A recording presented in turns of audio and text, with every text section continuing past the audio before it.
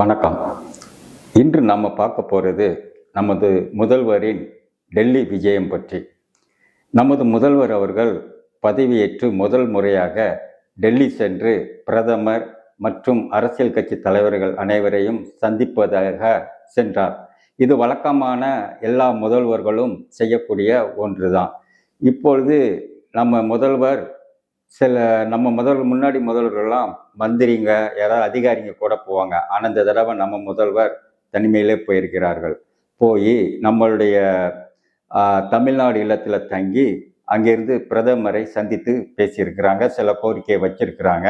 அதுக்கடுத்துல நம்மளுடைய நிதி அமைச்சர் அவங்களையும் பார்த்து சில கோரிக்கைகளை வச்சிருக்கிறாங்க. இதெல்லாம் என்னன்னு உங்களுக்கு தெரியும். ஆனால் முக்கியமாக அவங்களுடைய விஷயத்தில் எப்படின்னா, டெல்லியில் இருக்கிற எல்லா கட்சி தலைமை அலுவலகத்திலையும் அந்தந்த கட்சி தலைவருங்க இருப்பாங்க.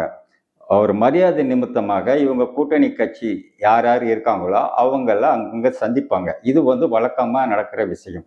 அதுபோல் நம்மளுடைய முதல்வர் அவர்களுடைய நிகழ்விலும் டெல்லியில் திரு சோனியா காந்தி, திரு ராஜீவ் காந்தி, ராகுல் காந்தி இவங்களை சந்திக்கிறதாக ஏற்பாடு முன்னே போடப்பட்டிருந்தது.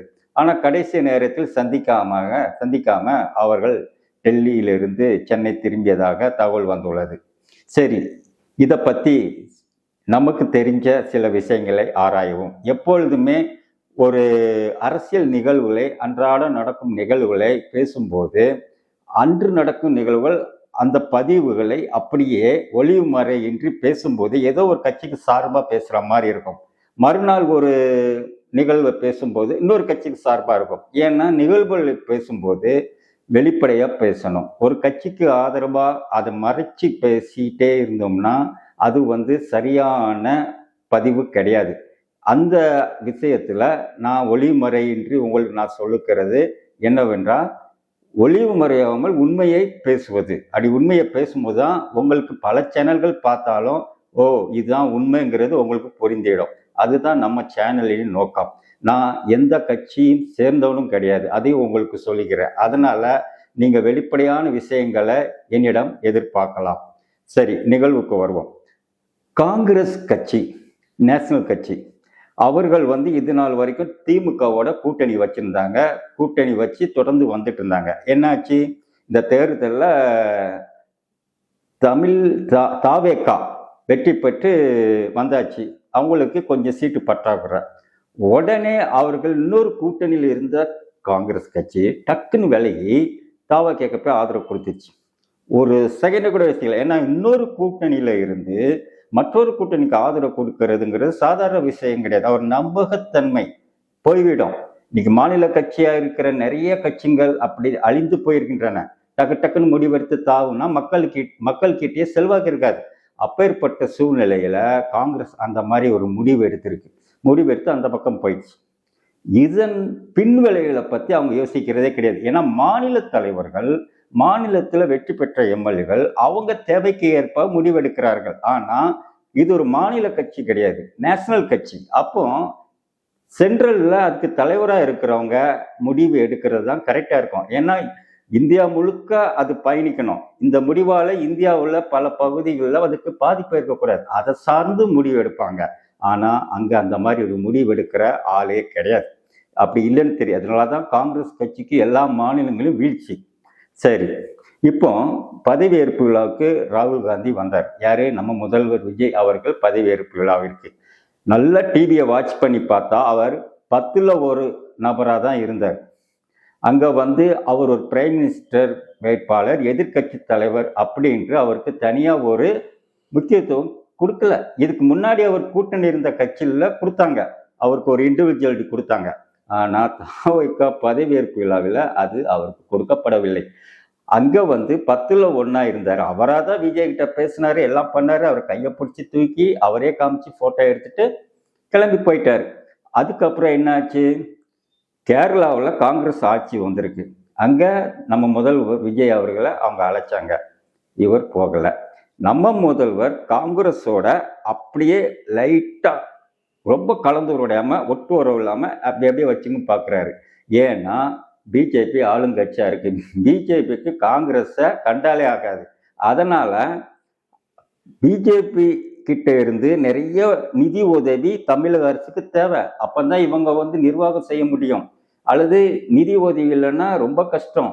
ஸோ இதெல்லாம் தெரிஞ்சதுனால காங்கிரஸோட ஒட்டு உறவில்லாம இருக்கிறாங்க. ஸோ அந்த பாதையில கரெக்டா போறாங்க. இப்போ டெல்லிக்கு போறாரு. டெல்லியில போயிட்டு அங்க வந்து அதாவது கிறிஸ்டோபர் டிலக் அப்படின்னு காங்கிரஸ் எம்பி, மேலவை எம்பி, அவர் வந்து நம்ம முதல்வர் வந்து சோனியா காந்தி அண்ட் நம்ம ராகுல் காந்தியை சந்திக்கிறதுக்கு வெயிட் பண்ணிட்டு இருக்க நேரத்தில் அவர் வந்து தமிழக இல்லத்தில் நம்ம முதல்வரை சந்தித்ததுக்கு அப்புறமா தான் அவர் வந்து டெல்லியில இருந்து சென்னைக்கு கிளம்பி வந்துட்டார். அப்போ என்ன நடந்திருக்கும்? இப்பொழுது பார்க்க முடியாது, போங்க அடுத்தால பார்க்கலான்னு சொல்லி டெல்லியில இருந்து காங்கிரஸ் தலைமை சொல்லி அனுப்புனாதா தானே எடுத்துக்கொள்ள முடியும். இப்போ இதை பத்தி வட இந்திய சேனலுக்கு கரெக்டா பேசுது, நம்ம ஊர் சேனல் ஒன்று இதை சொல்லுது. அவங்க அனுமதி கொடுக்கல, அதனால வந்துட்டாரு, முதல்வரா ரத்து செஞ்சுட்டு வரல அப்படிங்கிற விஷயம் இப்போ பேசப்படுது. சரி, ஏன் அனுமதி கொடுக்கல? அதாவது ஒரு விஷயம் தெரிஞ்சுங்க, என்னைக்கு இவங்க திமுகவை விட்டு தாவக்காவுக்கு மாறிட்டாங்களோ திமுக தனிமரமா இருக்கு. எப்பொழுதுமே திமுக வந்து இந்த மாதிரி சூழ்நிலையில ஆப்போசிட்ல யார் இருக்காங்களோ அவங்களோட கூட்டணி வைக்கணும். ஆனா இப்ப ஆப்போசிட்ல யார் இருக்கா? பிஜேபி இருக்குது. அவங்க வந்து பிரைம் மினிஸ்டர் வேட்பாளர் அடுத்த தேர்தலில் முன்னிறுத்தலாம். ஆனா பிஜேபி கிட்ட அவ்வளோ ஈஸியா திமுக போகாது. காரணம், பிஜேபி கிட்ட போயிட்டா இருக்கிற மைனாரிட்டி ஓட்டும் போயிடும், அவங்க நம்பகத்தன்மையை இழந்துருவாங்க, திருப்பி வராது, அந்த நம்பகத்தன்மை போயிடும். அவங்க கொள்கையில அது ஒன்று, அந்த கொள்கையை விட்டு கொடுக்க கூடாது என்பதற்காக அது உறுதியில இருப்பாங்க. அதனால அவ்வளவு ஈஸியா பிஜேபி கிட்ட போகாது. இப்போ எப்பவுமே இந்த மாதிரி காலகட்டத்துல திமுக ஒரு முடிவு எடுக்கும். எப்படின்னா, நேஷனல் ஃப்ரண்ட், மூன்றாவது அணி அப்படின்னு உள்ள வருவாங்க.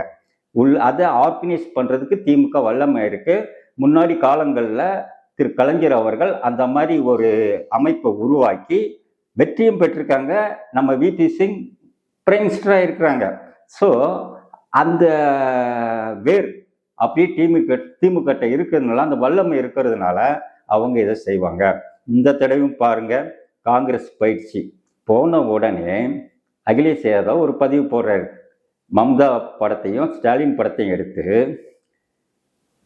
அவங்களுக்கு ஆதரவா ஒரு பதிவை போட்டார், ட்விட்டர்ல போட்டார். அது அன்னைக்கு வந்து எல்லாரும் பேசணும், ஆகா அகிலேஷ் யாதவே வரவேற்கிறாரு.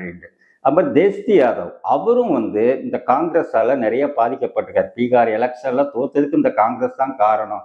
கடைசி வரைக்கும் கூட்டணியை ஜவுமாரி இழுக்கிறது, கூட்டணி கட்சிக்கு எதிராகவே அவங்க வேட்பாளர் நிற்பாங்க, அதை மேலிடம் கண்டுக்காது. இப்படியெல்லாம் போட்டு நின்னதுனால பீகார்ல தோத்தோன்ட்டு அவர் வெறுப்புல இருக்கிறாரு. அவர் ஒன்று. அடுத்தால வெஸ்ட் பெங்கால வந்து மம்தா பானர்ஜி, இந்த மம்தா பானர்ஜி அதுக்கப்புறம் பார்த்தீங்கன்னா சவுத் இந்தியாவில் நம்ம ஆந்திராவை பார்த்தீங்கன்னா சந்திரபாபு நாயுடு வந்து பிஜேபியோட நிற்பாரு. நம்ம அதுக்கு எதிர்கட்சியா இருக்கிற ராஜசேகர் ரெட்டி அவருடைய கட்சி கண்டிப்பா இந்த தடவை மூன்றாவது அணிக்கு வரும் வாய்ப்பு இருக்கு. கேரளா, இந்த பக்கம் கர்நாடகா, தெலுங்கானால காங்கிரஸ் இருக்கு. இருந்தாலும் அங்கேயும் நிறைய கட்சிக்குள்ள குழப்பங்கள், அவங்க ஆளு இவன் ஆளுன்னு சண்டை போட்டு கிடக்குறாங்க. ஸோ அது ஒரு பலவீனம். இந்த 3 ஸ்டேட்ல தான் இருக்கு. வடநாட்டில் இமாச்சல பிரதேசத்துல தான் இருக்குது காங்கிரஸ். இப்போ இவங்கெல்லாம் இந்த எதிர்கட்சியெல்லாம் சேர்ந்து மம்தா பானர்ஜியை பிரைம் மினிஸ்டர் வேட்பாளராக அறிவிப்பதற்கு ஒரு திட்டம் போட்டிருப்பதாக தகவல் வந்திருக்கு. இதுக்கு கம்யூனிஸ்டும் பக்கபலமாக வரும் அப்படிங்கிற ஒரு செய்தியும் வருது. அப்படி வந்ததுன்னா இந்த காங்கிரஸ்க்கு வடநாட்டில் தொடர்ச்சி எறியப்படும். வடநாட்டில் இது கூட்டணியே கிடையாது, அதுக்கு சுத்தமாக கிடையாது. ஏற்கனவே வந்த கொஞ்சம் கொஞ்சம் சீட்டும் இல்லாமல் போயிடும்.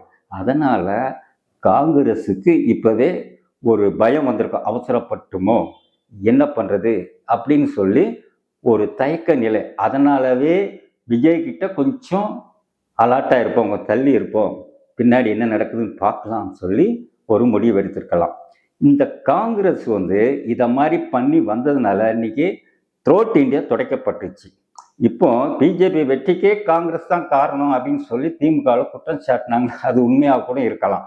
இந்த காங்கிரஸ் தொடர்ந்து இப்படி மற்றவங்க மேலே சவாரி செஞ்சுக்கிட்டு அதில் வெற்றி பெற்ற இந்த காங்கிரஸுக்கு இந்த எலெக்ஷனில் வந்து அது எடுக்க தெரியாத முடிவுனால ஒரு பின்னடைவை சந்திச்சிருக்கு. அதனால தான் இந்த டெல்லி சந்திப்பை அது தள்ளி வச்சிருக்கு. இன்னும் வருங்காலங்களில் அரசியல் எந்த மாதிரினாலும் சூழ்நிலை மாறலாம். அதை அப்பப்போ அந்த பதிவுகளை நான் உங்களுக்கு தாரேன், பாருங்க. நன்றி, வணக்கம்.